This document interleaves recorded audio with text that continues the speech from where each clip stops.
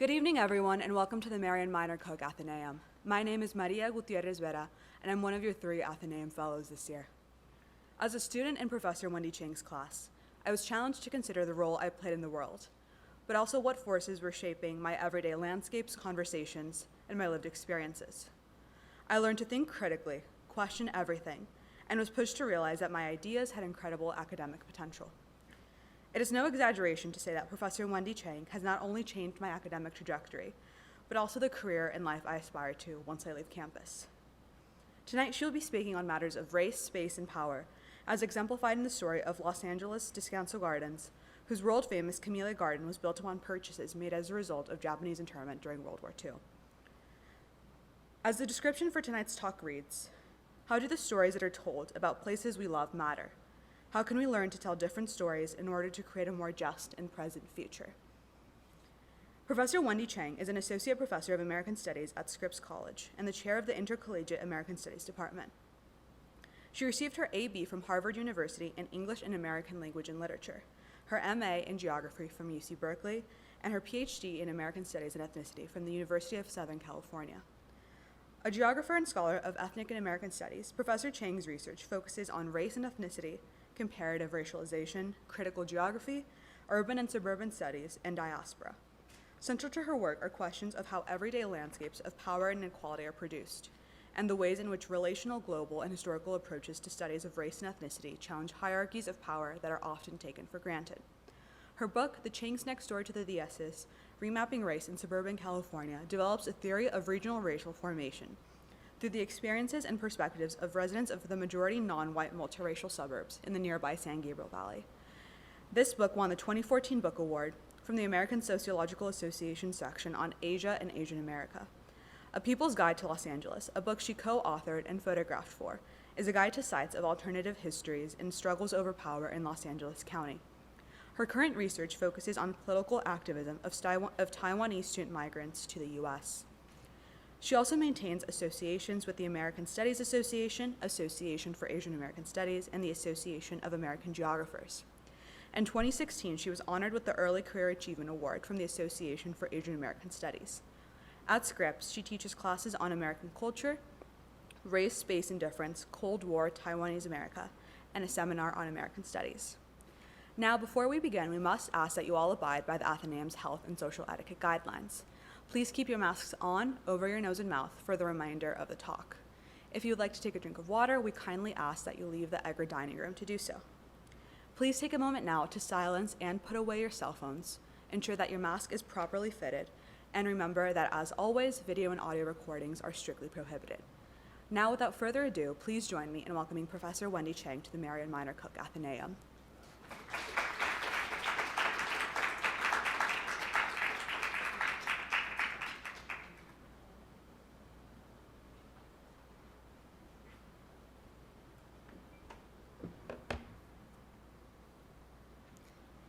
Good evening, everyone. Can you hear me all right? Okay. Thank you so much to Director Priya Junar and Athenaeum Fellows Maria Gutierrez Vera, Maya Kirkhill, and Maya Ghosh. It's already been such a pleasure to talk with students tonight and to be here with all of you. So I'll just go right into it. I have a lot I want to share with you. Los Angeles County's Disconcert Gardens is a 165-acre expanse of oaks, camellias, roses, and azaleas located in the wealthy suburb of La Cañada Flint Ridge at the foothills of the San Gabriel Mountains. It was the former estate of newspaper publisher E. Manchester Bodie and has been owned by the city of LA since the 1950s. Bodie's former home, a 22-room mansion that overlooks the oaks and camellias, is open to the public and contains wall panels explaining the history of the house and the property. Today, Disconcert Gardens is home to one of the largest camellia collections in the world and has been recognized by the International Camellia Society as one of the premier camellia gardens anywhere. Each year, as many as 500,000 camellias bloom simultaneously for the enjoyment of hundreds of thousands of visitors. In 2017, in those surreal and beautiful early months of being a new parent, I visited Disconcert Gardens often with my baby, and sometimes with my mother as well. It was a place that was special to us because my parents, who were immigrants from Taiwan, loved camellias. Like camellias, we were also transplants from Asia, trying to establish roots and make something beautiful in a new place. We had gone to Disconcert somewhat regularly while I was growing up in nearby San Diego in months of the year when the camellias came into glorious bloom. One day, as I read through the timeline in the historical display, a phrase from 1942 leaped out, describing the moment that forever defined Disconcert, the purchase by Manchester Bodie of the plant stock of 2 nurseries run by Japanese immigrants, Star Nurseries, headed by Francis Miyosaku Uematsu, and Mission Nursery, headed by Fred Waiichi Yoshimura. According to Disconcert's former executive director, David Brown, quote, "If Mr. Bodie had not purchased these camellias from the Uematsu and Yoshimura families, there would in all likelihood not be a Disconcert Gardens for the public to enjoy today," end quote. The wall text in the Bodie house continues, "Combining opportunism and compassion, Bodie provided Uematsu and Yoshimura with reasonable compensation for their life's work." In a large panel, these transactions are similarly described as the decisive moment in which Bodie paid a fair market price. Elsewhere, in Disconcert's official publications and in numerous newspaper articles on the topic, the same narrative is repeated over and over, that Bodie paid a fair price for the life's work of these 2 nurserymen and their families. The context for these dramatic sales in the spring of 1942 was, of course, the mass incarceration of Japanese Americans following the Japanese military's attack on Pearl Harbor in December 1941. The Uematsus and Yoshimuras were among 120,000 Japanese Americans living on the West Coast who had to liquidate their belongings in a matter of weeks or even days before being combined to assembly centers at settings such as hastily converted racetracks and fairgrounds, for example, Santa Anita Racetrack and the Pomona Fairgrounds. After a few months, they were then sent to massive detention camps in remote landscapes. But what constitutes a fair price for a life's work in such a context? Is fairness even possible under such circumstances? And how do the notions of fairness and fair price function as a particular narrative of history and historical relationships today? In fact, Bodie's purchase of the camellias, and indeed internment itself, were not isolated events, but part of an enduring structure. In mainstream historiography, the World War II incarceration of Japanese Americans is typically treated as a mistake caused by racist hysteria, an exceptional blip in a national history that is just and good at its core. Following this logic, President Ronald Reagan's 1988 apology to Japanese Americans and redress from the United States government in the form of $20,000 checks to survivors of the camps appeared to provide acknowledgement and closure. However, as Naomi Paik argues, this narrative obscures how the logic of internment, the logic of the camp, is in fact foundational rather than exceptional to the formation of the US nation state. Internment reiterated the logics of settler colonialism and racism, building from and enacting dispossession, exclusion, removal, and containment. Prior to the actual moment of internment, an accumulation of racist laws and practices in the decades prior to 1941, for example, racially exclusionary citizenship, restrictive immigration laws, and alien land laws that prevented Asian immigrants from owning land, created conditions of racially determined vulnerability. In addition to the psychic, emotional, and physical traumas of indefinite detention, economic losses for Japanese Americans as a result of their incarceration are estimated to be from $1 to $3 billion, not adjusted for inflation. According to Greg Robinson, an estimated 75% of Japanese Americans removed from the West Coast lost all their property, and everyone lost something. As early as 1913, only a year after the passage of California's Alien Land Law, assessing the effect of that law and other racist land tenancy schemes, Issei scholar Yamato Ichihashi observed, all these systems were initiated by white farmers for their own convenience, and economic gains to them were thus secured. The concentration of Japanese in farming and gardening was in itself a product of a racist segmented labor market that severely limited occupational choices. The further concentration of Japanese in truck farming and flower growing derived from their precarious access to land and the necessity of choosing crops with short growing cycles. Further, Japanese were often restricted to marginal and undesirable land, and charged a racial rent premium. As of 1920, paying an average of 2.3 times and as much as 5 times as much as white farmers in California for less desirable land, all the while making improvements to the land that increased its value for the owner. By 1941, over 200 Japanese flower growers made up just over half of the total number of flower growers in the LA area and produced over half of the products sold in a year. However, they were particularly vulnerable to plunder or systematic theft, systematic, albeit legal, theft. Immediately prior to the war, due to the racist land tenancy laws, some 90% of them operated on leased land. Ultimately, according to geographer Noritaka Yagasaki, 90% of Japanese nurseries in the Los Angeles area were taken over by whites, almost always at severely reduced prices. As the White Western Growers Protective Association put it in February 1942, quote, "The alien Japanese element are going out of the wholesale produce trade in Los Angeles, and many of the large farms are on the market for a few cents on the dollar," end quote. In the 5 months that elapsed between the attack on Pearl Harbor and the mass evacuation and incarceration of Japanese Americans in April 1942, the majority of Japanese-run florists went out of business.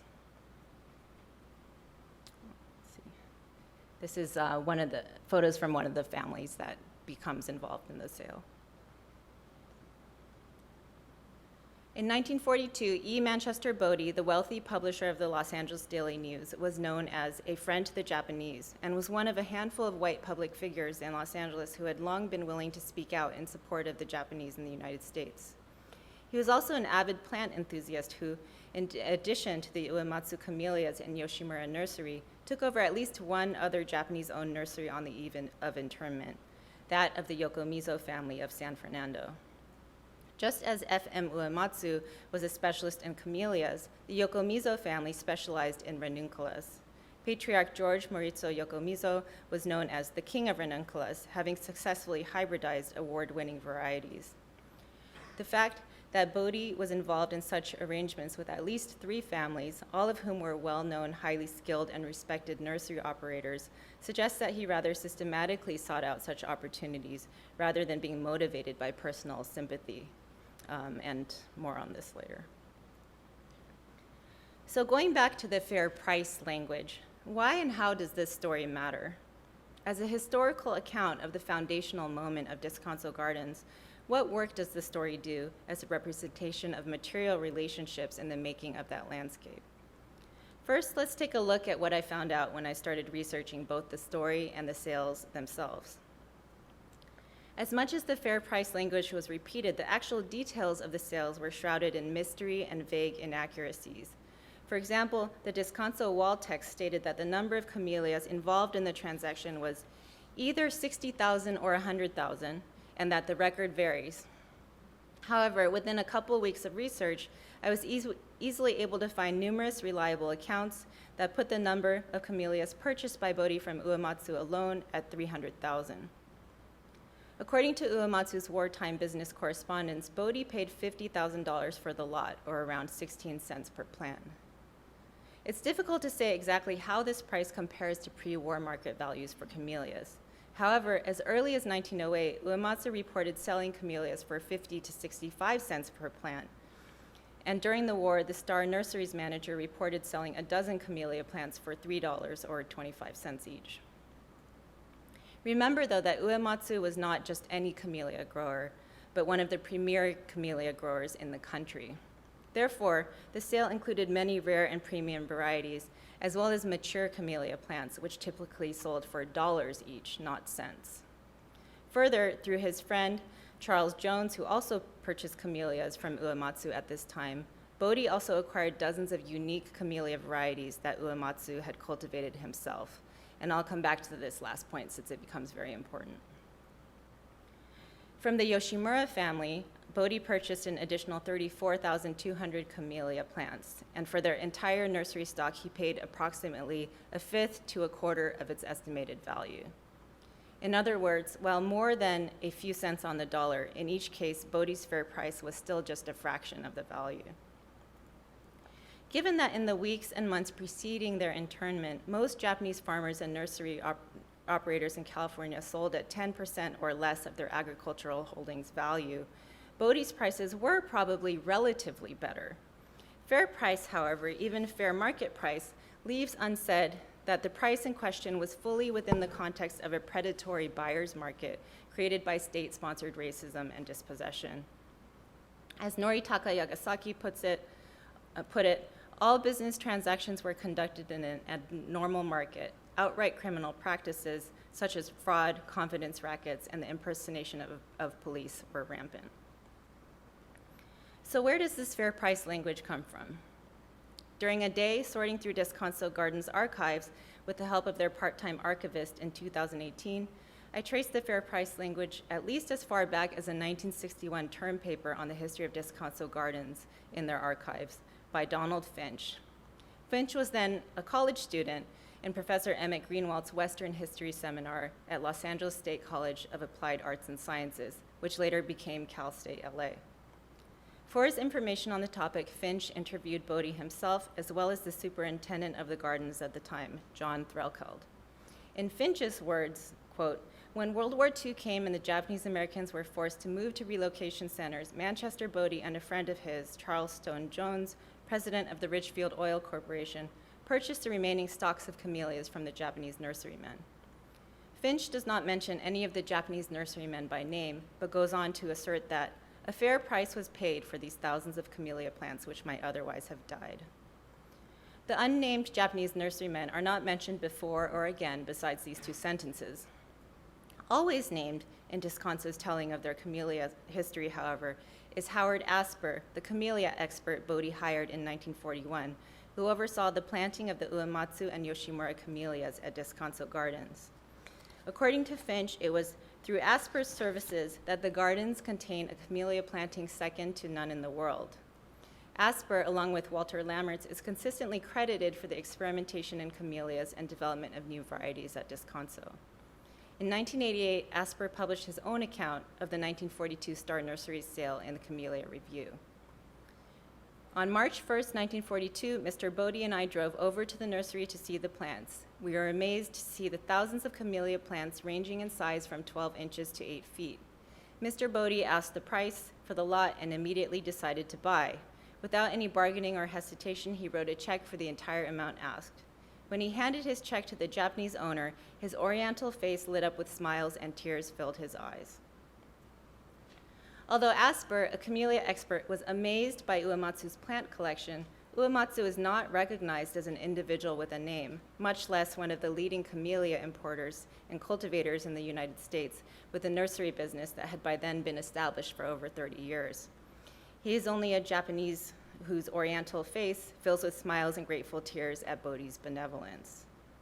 By contrast, in Japan, Uematsu was widely known as the Camellia King, and his innovations and contributions to horticultural knowledge were taught and studied in Japanese horticultural schools. Beyond an insult to an individual's life work, the abstraction of F.M. Uematsu to one of many undifferentiated Japanese nurserymen and his reduction to an oriental face fits within a racist colonial logic to naturalize the appropriation by Bodie and Asper of Uematsu's labor, property, and knowledge. To return to the underlying logics of racism and colonialism, critical ethnic studies scholar Sarita C. has pointed out that the European imperial concept of terra nullius, or land belonging to no one, works hand in hand with what she calls knowledge nullius. To put it bluntly, knowledge nullius is, quote, the idea that there was no knowledge until individual whites, usually men, came along. The problem for racialized others, of course, is within such logics, they often do not register as individuals and therefore cannot properly or rightfully lay claim to anything, including knowledge. The persistence of the fair price narrative for decades after the sale shows how the racialization of the Uematsus and Yoshimuras as undifferentiated, grateful Asians precluded institutional actors and researchers again and again from seeing any other historical possibility.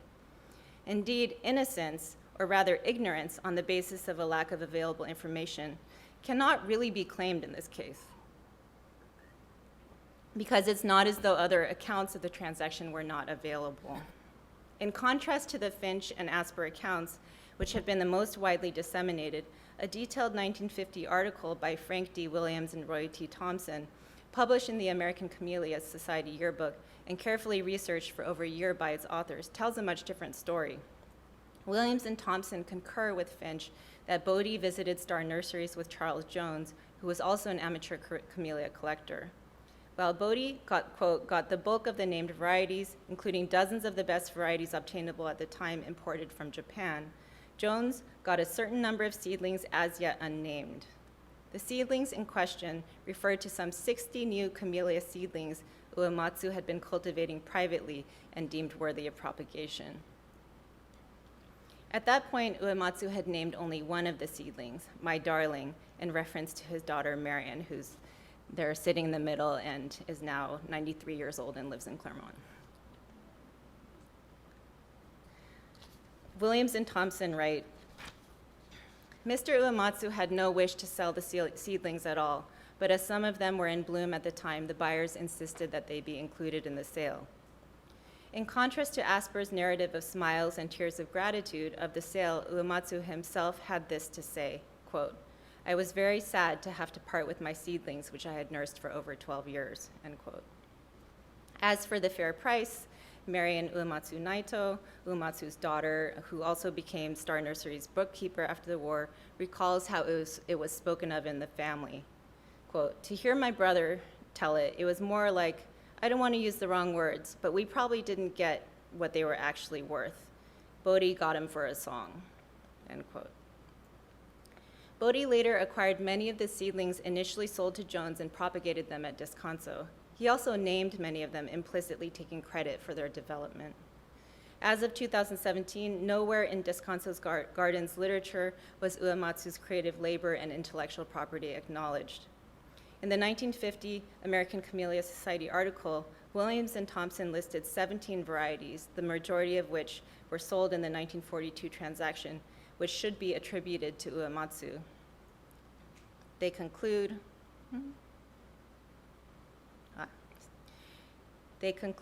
it becomes clear that Mr. F.M. Uematsu, through Star Nursery, has made an outstanding contribution to American camellia varieties, and it is one of the purposes of this article to give him the recognition he is entitled to and which is long overdue. However, they qualify that it should be remembered that the list of 17 varieties is not only incomplete, but that further editions of fine camellias will be added to it. To my knowledge, however, in the 7 decades since Williams and Thompson's article, no further work has been done to trace the provenance of the Disconcert Gardens camellias acquired in the 1942 transaction. The repetition of Finch's fair price language, Asper's sketchy account of the sale in 1988, and Disconcert Gardens' vague interpretive signage on the topic show that although more detailed information had long been publicly available, the story of Bodie as a sympathetic benefactor during an anomalous event was chosen again and again as the preferred version. In fact, available evidence shows Bodie to be a hard-headed and sometimes even vindictive business person, regardless of historical circumstances that he himself, as a newspaper publisher and public figure, had repeatedly condemned as unjust. During the war, correspondence held in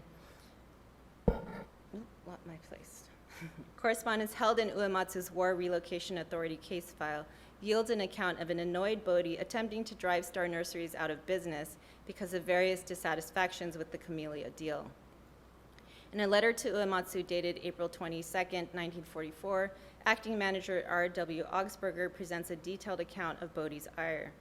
Mr. Bodie has been underselling us at the market and to the dealers for the past several months at 1/3 of our selling price. Our customers continue to buy from us even in the face of these ridiculously low prices. Next, Bodie purposely interfered with Star Nursery's regular sales of azaleas and gardenias to Sears Roebuck by offering a lower price. Augsburger concluded, I am sure that you can readily appreciate that with his supply and his attitude toward you and Star Nursery, that the outlook for this nursery is not a favorable one. The fact that we have been outselling his organization in our particular lines, of course, treads upon his ego. The experience of the Yokomizos, the third Japanese flower grower family, whose nursery was taken over by Bodie prior to internment, supports this view. As previously mentioned, prior to the war, George Maurizio Yokomizo was known as the King of Ranunculus.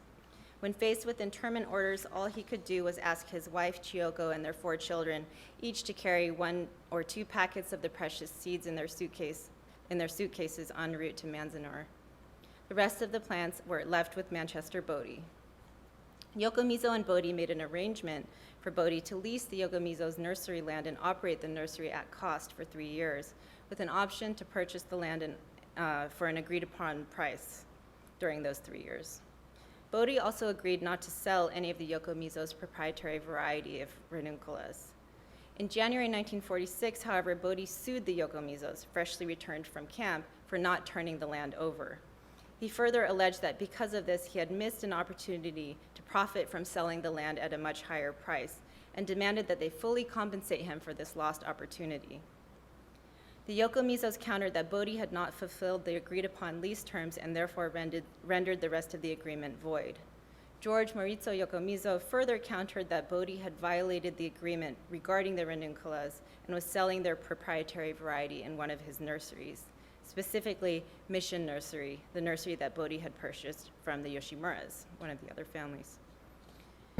Bodhi's willingness to sue the Yokomizos for their land plus damages, like his willingness to undersell the Uematsus while they were interned in Manzanar, shows that he was determined to get what he felt he deserved out of a business deal, above any kind of sentiment of benevolence.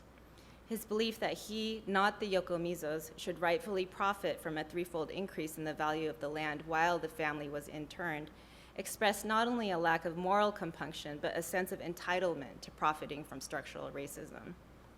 His further denial that Yokomizo had any proprietary claim whatsoever to the ranunculus variety he had developed, set against the claim that he was selling that variety in a nursery purchased from another interned family, shows a willingness to profit from the negation of others' intellectual property claims.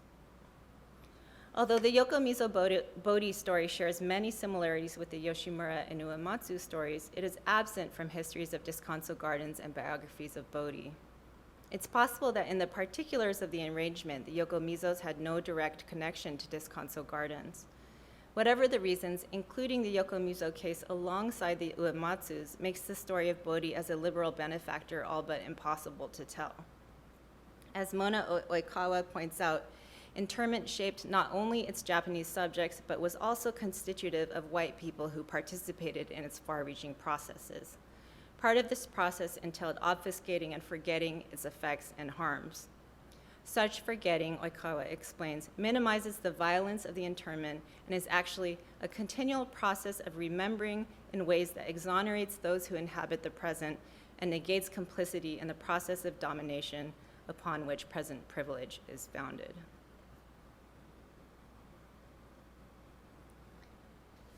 So while at least one of the families involved, the Yoshimuras of San Gabriel, were able to rebuild their nursery and retain control of their family legacy, the story of the Uematsus is quite different. As already mentioned, in the spring of 1942, FM Uematsu was one of the leading camellia purveyors in the United States. During the 1930s, star nurseries in the family's fortune flourished. They held elaborate cherry blossom viewing parties each spring at the Sierra Madre location, and their children were driven to school in the family car by their driver. In addition to the 7 acres in Sierra Madre, they owned 5 acres in Montebello, as well as a newly purchased 120 acres in Manhattan Beach. Within a few years, however, the family's fortunes turned completely. Late in 1941, one of their sons, Star, named after the nurseries, died at 16 in a freak accident. The attack on Pearl Harbor followed. In the spring of 1942, the massive camellia sale to Bodhi and Jones took place. Uematsu tried to control the conditions of his family's incarceration as well as he could by proffering a donation of 1,000 cherry and wisteria trees to the Manzanar camp. Presumably, as a result, the family was sent to Manzanar rather than Heart Mountain in Colorado, where most families from Los Angeles were assigned. During their time at Manzanar, he applied for and received special leave at least once to travel to Los Angeles to attend to the business. Regardless of his efforts, though, the business went steadily downhill.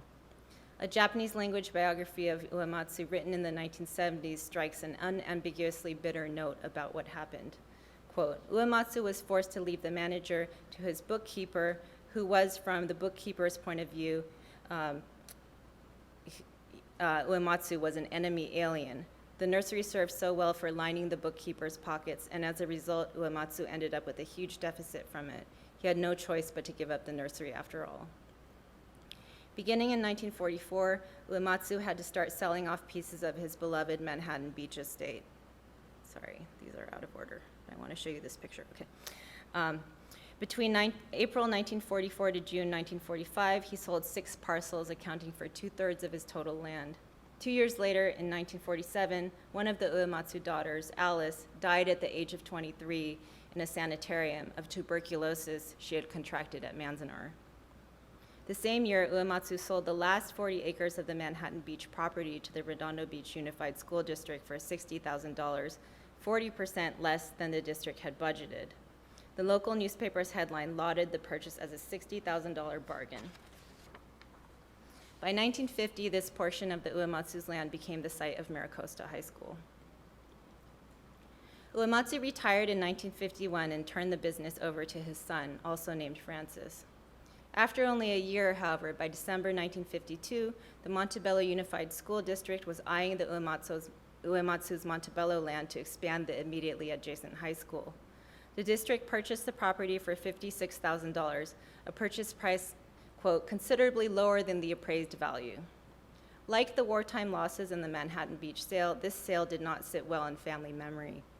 Speaking to writer Naomi Hirahara in 2002, Francis G. Uematsu said, quote, the city threatened eminent domain and said that it would go to a public court in which the jury would be white and the city would win, end quote.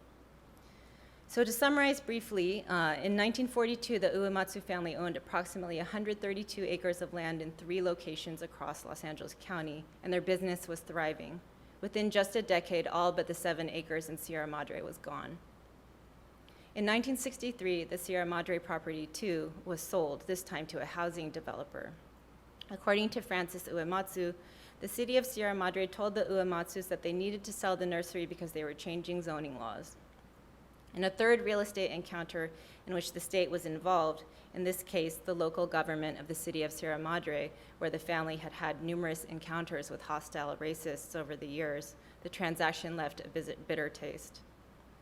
Ultimately, the Uematsus lost their land for 3 reasons: financial duress due to internment, exploitative opportunism by individuals enabled by the state, and because in each case their land was in the path of post-war suburban development and vulnerable to the threat of eminent domain. Because pre-war alien land law restrictions had created the need for Japanese farmed land to be close to urban markets, this was a common outcome for the relatively few who had managed to hang on to their land during the war. After all of their compounded losses, some families managed to profit from land sales in the long run, but many others, like the Uematsus, did not.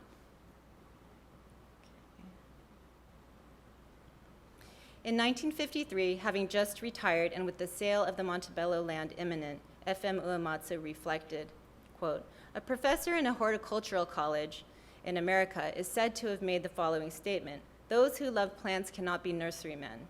I consider myself a lover of plants and not a nurseryman.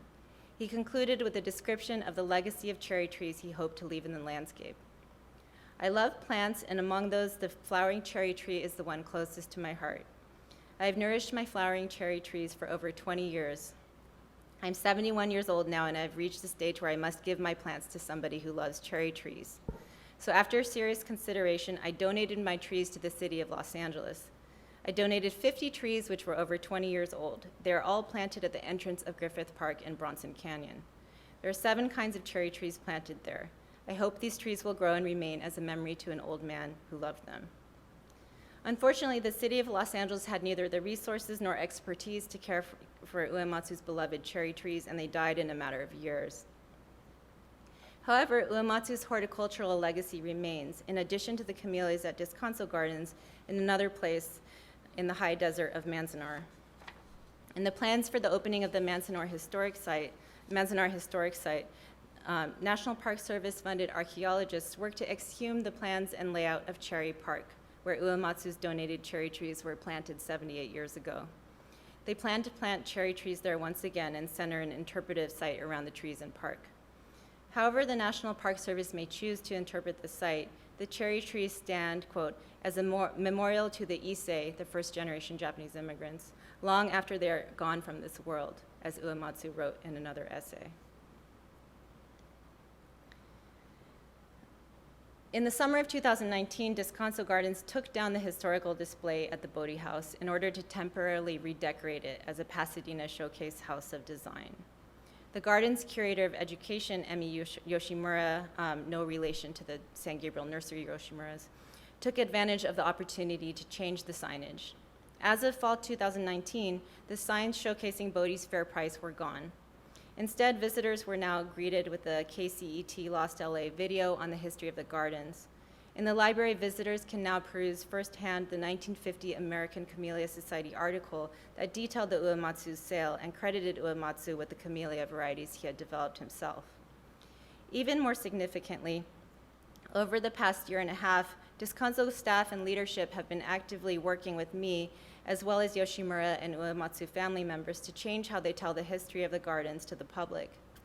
In addition to giving presentations on my research to the leadership, staff, board of directors, and volunteers, they printed a cover story in their member magazine last spring and created a tour with signage to guide visitors through the camellia garden. Perhaps most movingly, the horticultural staff has been working to trace the camellia varieties introduced by FM Uematsu and change the signage to indicate their true provenance. So in that photo on the right, it used to be just a plain black sign, but they've changed them to red signs that say Uematsu introduction and then have a star that indicates star nurseries. There is discussion of creating a special memorial space planted with varieties Uematsu developed. The staff and leadership have also begun to develop collaborative relationships with family members in ways that have been exciting and moving to see. And this past May, local station Fox 11 profiled some of this work in a TV story that aired on Good Day LA, their morning daily TV show. Simultaneously in Manhattan Beach, retired Maricosta High School teacher Chuck Currier has been working to recognize the Uematsu family history there. These efforts were covered in a TV news stories this past May as well. Around the same time, the district school board approved the installation of a commemorative plaque recognizing the Uematsu family history in relationship to the school, and there will be an installation ceremony there at the end of this month. In addition to his horticultural legacies in the landscape, Uematsu also left a tremendous legacy in his family. In doing this research, I have had the honor to meet and build ongoing relationships with 3 family members in particular: Marian Uematsu Naito, who at 93 is now the last surviving child of FM Uematsu and his wife Kuniko, and 2 granddaughters, Mary Uematsu Kao and Amy Uematsu. Mary Uematsu Kao is a retired photojournalist who worked at the Asian American Studies at UCLA, Asian American Studies Center at UCLA for 30 years. Amy Uematsu is a well-known poet and former math teacher. Both Mary and Amy were actively involved in the Asian American and Yellow Power movements of the 1960s and 1970s.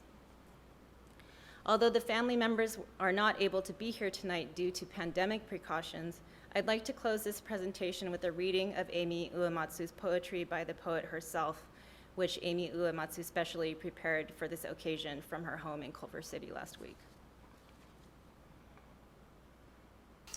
The Shaking of Pine. This 8-part poem was written in the late 80s, so this would be around 40 years after Japanese Americans were forced into prison camps during World War II. I'm going to be reading 3 excerpts. 1. For a lifetime, I did not speak my grandfather's language. As a child, I could not see his Japanese pine touching my bedroom window, its branches clarified, just 3 curves. Slowly, against the setting in white, the pine has opened through his hands. 2. I'm not sure when I was taught not to hear our talking, or if our talking actually stopped. Some of us did choose silence, but this is different from saying we were born silent. 8. I came here from an island, my words replaced by hands and eyes. To you, I only owned my hands, until you heard the sound they made on land. Your fear concealed so carefully, you pretended that my eyes held secrets. I was forced into desert camps where you didn't hear me counting what was stolen. And afterwards, when I returned in silence, you even praised me. But I am talking now, a recent history that you are still afraid to hear. The Issei you deported, Nisei who refused, the rioters you shot, sons you sent away to fight your worst battles, and those of us who stayed behind. I am talking now inside our silence. After 40 years of waiting, a Nisei mother's public statement, the poems which could not be thrown away, and the grandfather who could never take me back to Manzanar, where he rebuilt his garden, loud with sand, rock, and pine. I am talking to us now.